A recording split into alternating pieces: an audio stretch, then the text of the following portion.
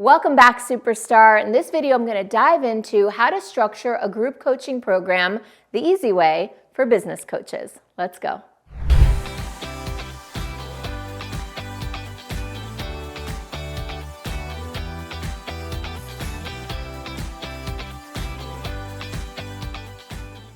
Having a clear structure for your group coaching program is great for both you and for your clients.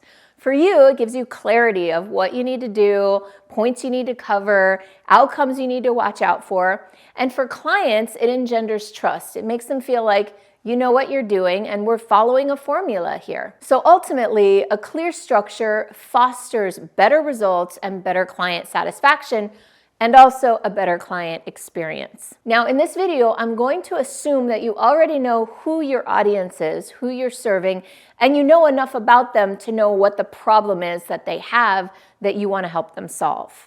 So the first thing you'll want to do is get really clear about what that program outcome needs to be for them to want to sign up.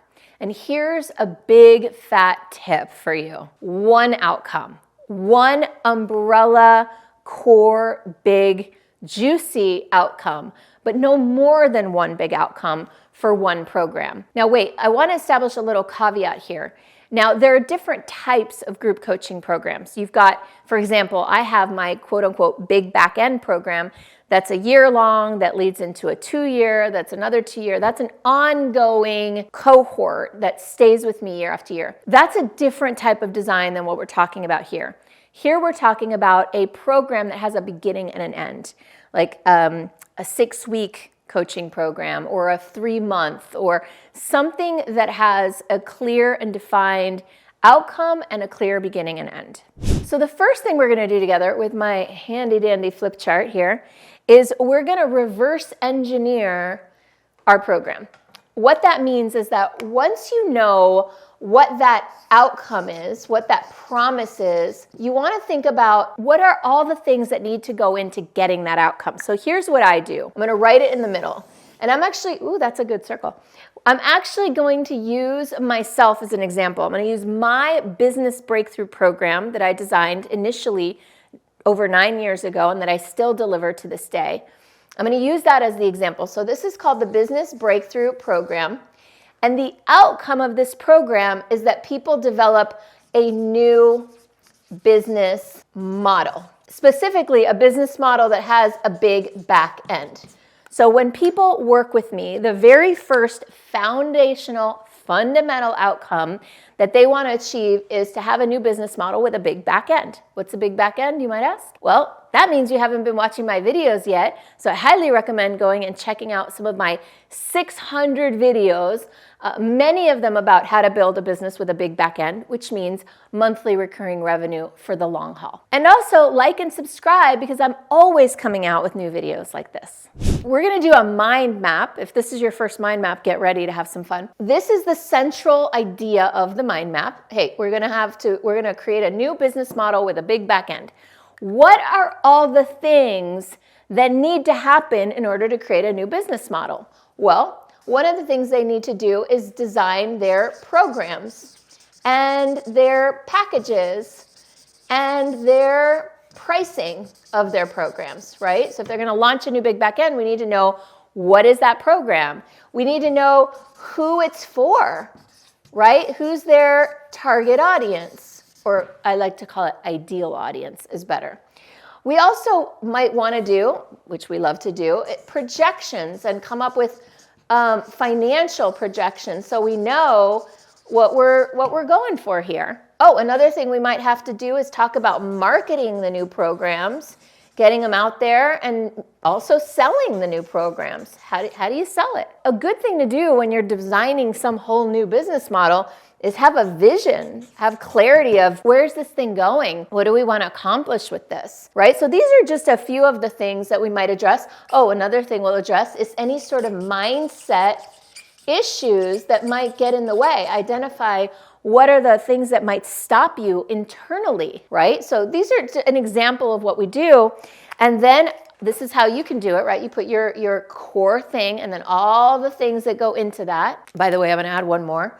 We do, as part of the vision, we also do a future self exercise so we can tap into what the unconscious mind might know. And then what we do is we say, all right, what needs to happen first, right? Who's the, like, what are the steps to get here, right? And there's no one right answer. There's just your answer. How do you do it? How do you recommend that your clients do it? Well, I'm looking at this and I'm thinking, all right, well, I think the very first thing we might need to do here is identify who the audience is. Because once we know who it's for, then we know what the programs are going to be. You know, we have a better idea of how we're going to market it, how we're going to sell it. So this is kind of a fundamental thing. And, or, you know, I'm going to put a 1 here. And I'm also going to put I'm going to put a 2 right here. And these might be interchangeable, we'll see. But first who it's for, then what's the vision of what we want to create? What do we want out of this? The third thing that we might do is look at what are the programs that we're creating. So here we'll design the programs. We'll look at potentially number 4. If we design the programs, we might want to look at, are these projections making sense? Am I excited about it? Do I think I can pull this off? We want to look at, okay, maybe how am I going to market this? And just from experience, I know that once we started talking about marketing, the mindset issues start popping up. So I'm going to call this one number 6. I'm going to call this one number 7. And I got to work this future self in there somewhere. I'm going to put a little question mark there. We'll figure out where that goes later. So now we have some steps, right? Now we can identify, all right, and then we look at, well, what's it going to take to do this step? How much time do we need to spend on this step? How much homework do people have? How much research might they need to do?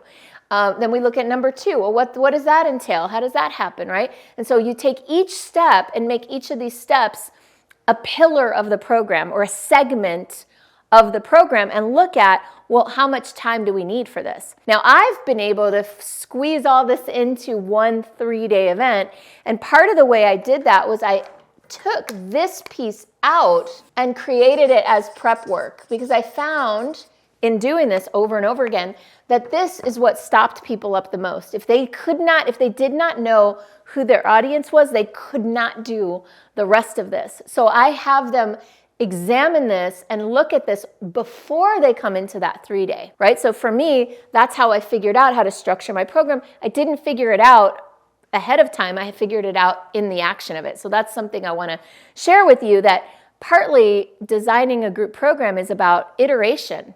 It's about doing it, tweaking it, doing it again, tweaking it again. And there's a lot of it that we can do on paper in advance. So we get these steps and then look at each step. All right, how much time do I need? What does that look like? So for example, financial projections, I created a spreadsheet tool that I give to everybody in the program, and I do a hot seat with a couple people to illustrate how it's done, and then I let them go and do it, and then they bring it back and they work with it and me, or with it and one of my coaches on site. So you want to look at each piece and say, all right, how does this part get done? How does this part get done? And from there, you'll have a better idea of how long your program needs to be. And remember, you can always pull out a piece and make it as part of the prep work leading up to the program too. That's an option. So another thing to consider is whether the step can be done together on site or in a live format, or if they'll need to go back and do research or do work on it on their own. So that'll determine a lot about the length of your program.